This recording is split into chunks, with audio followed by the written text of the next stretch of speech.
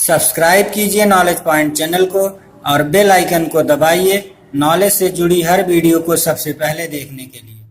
नमस्कार दोस्तों, मैं हूं आपका friend Sanjay Dubey. Knowledge point में दोबारा से स्वागत करता हूं आपका। दोस्तों, आज का मैंने टॉपिक चुना हुआ है कि 3 महीने और 1 महीने के विजिट वीजा पे अगर आप दुबई में जाते हैं तो आपका क्या खर्चा आता है। तो दोस्तों, सबसे पहले मैं आपको 1 महीने के विजिट वीजा का फीस और खर्चा बताता हूँ। 1 महीने के विजिट वीजा का जो फीस होता है लगभग इंडियन करेंसी में 6,000 से 7,000 के बीच में रहता है। कभी कभी 5500 रुपये में भी मिल जाता है। डिपेंड करता है कि दिरहम का रेट क्या है। अभी जैसे दिरहम का रेट इस समय 1 दिरहम का रेट इंडियन करेंसी में 17 से 18 रुपए के बीच में चल रहा है। तो अगर आप इस समय लेते हैं तो लगभग 6,000 समथिंग पड़ता है 1 महीने का फीस। और उसके बाद में दूसरा खर्चा इसमें आता है फ्लाइट का। आप लोग पूछते हैं कि एक ही तरफ का फ्लाइट का टिकट लेना चाहिए कि दोनों तरफ का। तो मैं आपको ये कंफर्म कर दूं कि आपको टिकट हमेशा दोनों तरफ का लेना पड़ेगा, नहीं तो आपको वीजा मिलेगा ही नहीं। प्लस साथ में आपको होटल में या जिस किसी रिलेटिव के यहाँ जाते हैं या किसी फ्रेंड के यहाँ जाते हैं, उनका आपके पास में ये मतलब उनका एड्रेस होना चाहिए कि आप उनके पास जा रहे हो, वहां पे रहोगे। तो इस तरह से आप 1 महीने का फीस 6-7 हजार रुपये और आपका फ्लाइट का लगभग 16 से 17 हजार रुपये अप डाउन दोनों का होता है अगर आप समय से पहले लेते हैं। फ्लाइट का रेट बढ़ता घटता रहता है। जैसे जब उधर से लोग इधर आते हैं तो रेट जो है थोड़ा फ्लाइट का उधर से बढ़ता है, इधर से लोग उधर जाते हैं, अगर क्राउड होती है तो बढ़ता है। तो इसीलिए अगर आप समय से पहले टिकट लेते हैं तो आपका रेट बढ़ता घटता नहीं है। और दूसरी एक चीज मैं आपको और बता दूं कि आप जितना पहले टिकट लेंगे आपको टिकट उतनी सस्ती पड़ेगी। तो 1 महीने का विजिट का फीस आपका 7,000 रुपये मैं मान रहा हूँ। 7,000 का चलो 6,000 रुपये पकड़ लेता हूँ क्योंकि 6,000 में मिल ही जाता है। और फ्लाइट का लगभग 17 से 18,000 रुपया आने जाने का, तो ये 24,000 रुपया हो गया। अब रह गई आपका तीसरा खर्चा आता है खाने का। तो खाने का घर पे पार्टनर के साथ बनाते हैं या उनके साथ में रहते हैं, खाना घर में ही खाना खाते हैं। और एक नॉर्मल सा खाना, ये नहीं कि बहुत महंगा या बहुत सस्ता, मीडियम का जो आप अपने घरों में खाते हैं, तो वो लगभग आपका जो है 300 दिरहम या 250 दिरहम या 200 दिरहम तक होता है। यानी आप समझ लीजिए 3600 से लेके 5,000 रुपये तक का दोनों तीनों टाइम का खाना आपका हो जाता है। पर अगर आप यही चीज होटल में रेस्टोरेंट में खाते हैं तो वहाँ पे इसका खर्चा थोड़ा ज्यादा आता है। तो डिपेंड करता है कि क्या आपको कहाँ खाना है। तो मेरे ख्याल से ठीक ठाक खाना आपको 5,000 रुपये लगता है। तो आपका 24,000 रुपये फ्लाइट का और जो है टूरिस्ट वीजा का 1 मंथ का फीस हो जाता है और लगभग 5,000 रुपये महीने का खाने का हो जाता है। तो ये आपका 29,000 रुपया हो गया इंडियन। इसके बाद में आपका आता है बेड स्पेस का। बेड स्पेस में वहां पे लोग 8 लोगों के साथ में रहते हैं, 10 लोगों के साथ में रहते हैं, 4 लोगों के साथ में रहते हैं। और एरिया के ऊपर है। आप दुबई में रहते हैं तो बेड स्पेस महंगा है, शारजाह में रहते हैं तो वहां पे बेड स्पेस सस्ता है, बर दुबई में रहते हैं वहां भी सस्ता है। तो इस तरह से आप किस प्लेस में रहते हैं ये घटता बढ़ता रहता है।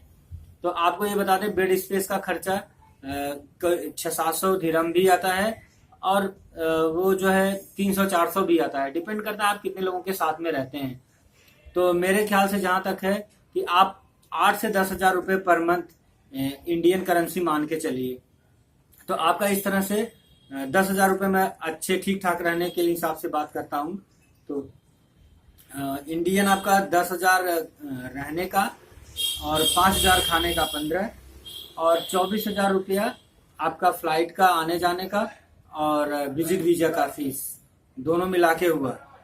तो ये समझिए 24 + 34 और 5 39, ये 40,000 रुपये आपका टोटल जो है 1 महीने का खर्चा आता है दुबई में रहने का, खाने का और वहां से वापस आने का।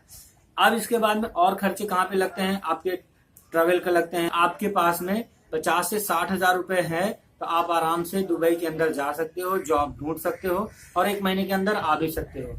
हाँ, अगर आपकी इस 1 महीने के अंदर ही जॉब लग जाती है तो आपका ये पैसा बच भी सकता है। और आपका जब जॉब लग जाता है तो वहां से आपको वर्किंग लेटर मिलता है। वर्किंग वीजा पे आप अपने देश में आ सकते हैं या वहीं कहीं भी 600 दिरहम दे करके आप वहां फीस भर के वहीं पे कंटिन्यू जॉब को कर सकते हो। या चाहो आपको जितने दिन का समय मिले आप घर पे आ जाइए और घर पे आकर के दोबारा से वहां पे जाइए। और हाँ, 6 महीने बाद आप जॉब को चेंज कर सकते हैं। आपका वीजा भले ही 2 साल का हो, लेकिन आप 6 महीने के अंदर जो है अपने वीजा को, अपने जॉब को चेंज कर सकते हैं। इसके बाद दोस्तों आता है 3 महीने का खर्चा। तो 3 महीने का सेम प्रोसेस यही होता है। 3 महीने के वीजा में बस फीस ज्यादा होती है। वीजा की फीस लगभग 1200 दिरहम तक होता है।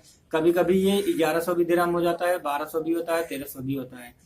अब वीडियो अभी का है, बाद में आप 2 साल बाद इसे सुनो, 1 महीने बाद सुनो, तो घटता बढ़ता रहता है। इसलिए मेरे ख्याल से आप समझिए 19,000 से लेकर के 25,000 के बीच में मैक्सिमम होता है आपका 3 महीने के विजिट वीजा का। अब 3 महीने का आपको 25,000 रुपए मैं पकड़ के चलता हूँ, इंडियन करेंसी का 25,000 रुपए विजिट वीजा फीस हो जाता है। फ्लाइट का वही 17-18 हजार ही रुपए होता है। तो और इसके बाद में आपका रहने का मैंने आपको बताया था लगभग 5,000 रुपए खाने का पर मंथ।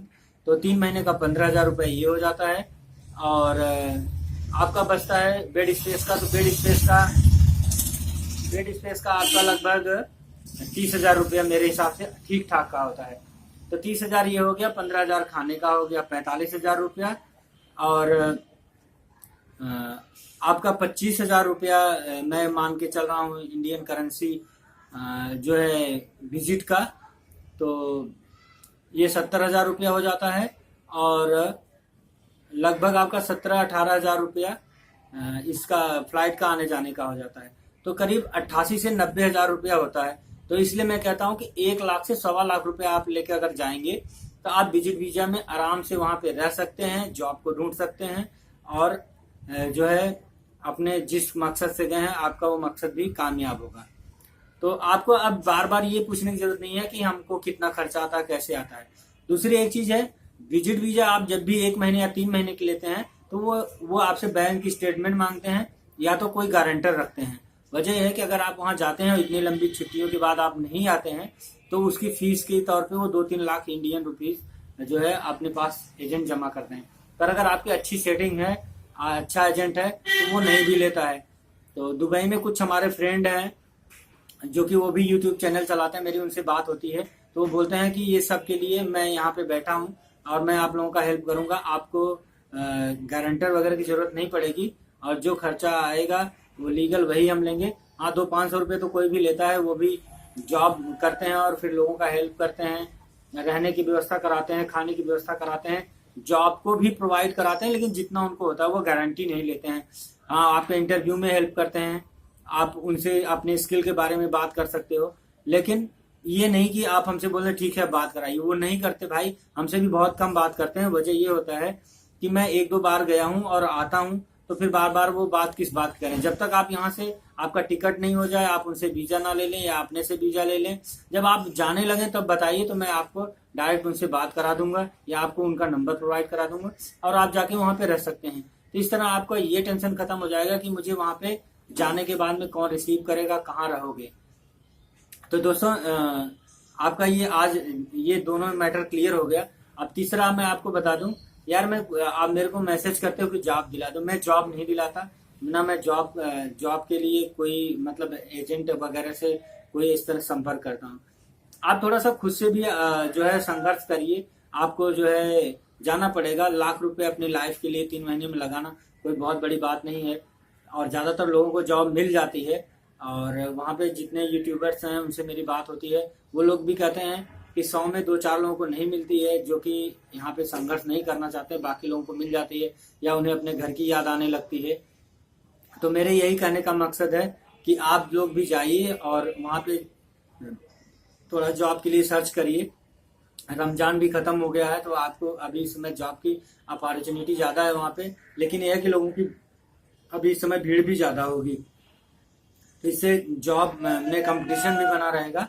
और आप वहाँ पे जाइए, आराम से रहिए, और जो मेरे से हेल्प होगा मैं आपसे अलग अलग, आप मुझसे ट्रेड पूछते हैं कि ITI किया हूँ तो क्या मिलेगा, इंजीनियरिंग किया हूँ मैं क्या, यार मैं हर जगह तो नहीं जाता।